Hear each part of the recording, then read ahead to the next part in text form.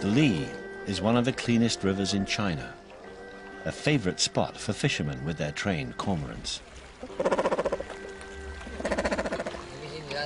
The men, all called Huang, come from the same village, now in their 70s and 80s.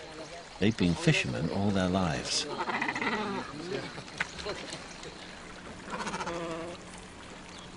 Before they release the birds, they tie a noose loosely around the neck to stop them swallowing any fish they may catch.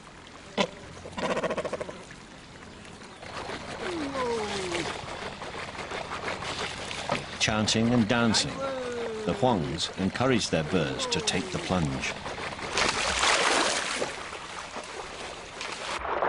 Underwater, the cormorant's hunting instinct kicks in, turning them into fish-seeking missiles.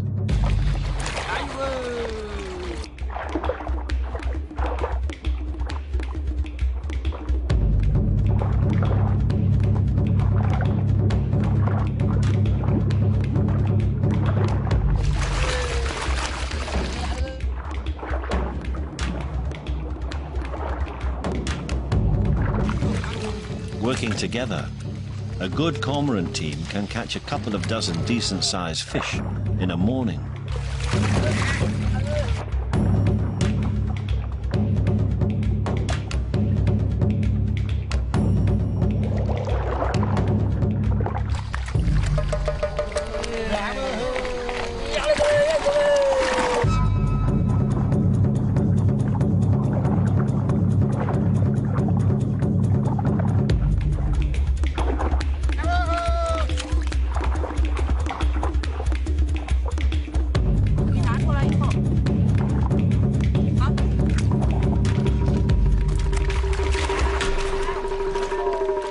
Return to the raft with their fish because they've been trained to do so.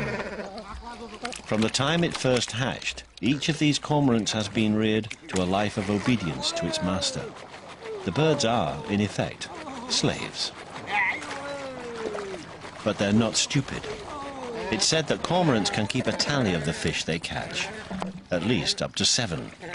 So unless they get a reward now and then, they simply withdraw their labor.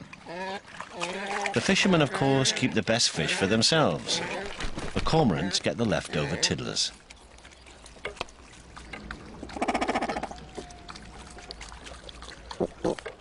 With its collar removed, the bird can at last swallow its prize. Best of all, one it isn't meant to have.